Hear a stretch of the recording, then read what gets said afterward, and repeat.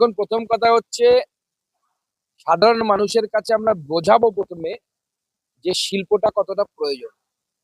আর আমার মনে হয় অ্যাটলিস্ট সিঙ্গুরের ক্ষেত্রে আর সেটা বোঝানোরও প্রয়োজন হবে না। কারণ মানুষ অলরেডি বুঝে গেছে। আমরা যাদের কাছেই গেছি, সাংবাদিকরা যাদের কাছে গেছেন, সবার এই একটাই বক্তব্য, ভাটা নয় টাটা চাই। অর্থাৎ টাটা মানে হচ্ছে শিল্প, শিল্পের প্রতীক। এখানে বোঝানোর দরকার নেই। মানুষ স্বতঃপ্রণোদিত হয়ে জমি দেবে, মানুষ রাজি আছে জমি দেওয়ার জন্য। মানুষ জমি দিয়ে শিল্প না হলে তার ঘরে শিক্ষিত বেকার ছেলে বা মেয়েটি যাবে কোথায়? কতজন টোটো চালাবে? কতজন ঘুগনি বিক্রি করবে? সবাই যদি ঘুগনি বিক্রি করে, ঘুগনিটা খাবে কে? পিসিআর ভাইপো? মুখ্যমন্ত্রী এলে পরে দাবি করতে বলুন শিল্প স্থাপনের জন্য। তাদের মুখ্যমন্ত্রী তো, কেন শিল্প করতে পারছেন না? তোলাবাজি করে শিল্প হয়? এখানে কিছু হলেই তো বেচা চলে আসবে সবার আগে বেচার জন্য, যে টাকা দিন, তোলা দিন। তৃণমূলের এ থেকে জেড প্রত্যেকটা নেতা তোলাবাজি করে এখানে। আমাদের কাছে খবর আছে, কেউ মাটির টাকা তোলে, কেউ বালির টাকা তোলে।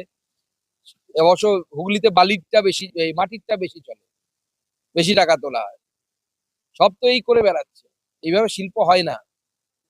কিভাবে শিল্প হয় একবার আমাদের সাথে, আমাদের এই নেতাদের সাথে উত্তরপ্রদেশে গিয়ে দেখতে বলুন যোগীজির রাজত্ব কেমন চলছে।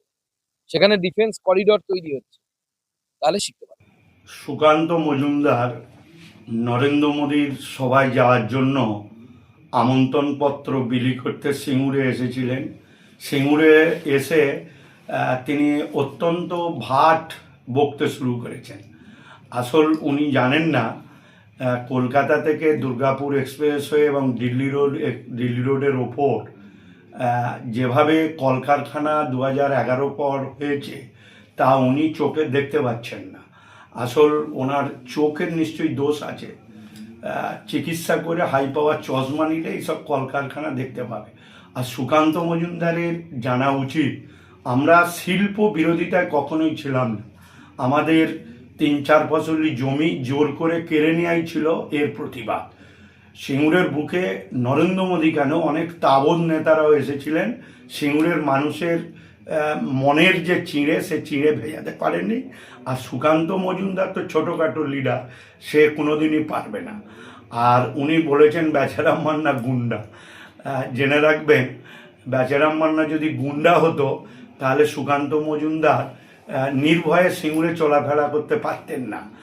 আর উনি বলেছেন যে কারখানার মালিকদের সঙ্গে টাকা নেন।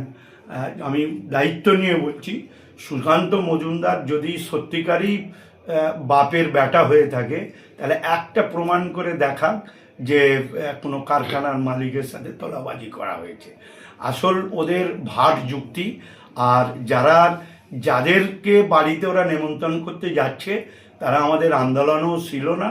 তারা আগে সিপিএম করতো, এখন সবাই বিজেপি করছে, তো অসুবিধে নেই। তো ঘটনা হচ্ছে যে এইরকম মিথ্যাচার এবং অপপ্রচারের বিরুদ্ধে আগামী দিন সিঙ্গুরের মানুষ আরও ভালো করে জবাব দেবে। তার কারণ সুকান্ত মজুমদাররা, নরেন্দ্র মোদীরা, এরা ভোট হলে মানুষের সাথে দেখা যায়। আর আমরা সারা বছর মানুষের হয়ে কাজ করি।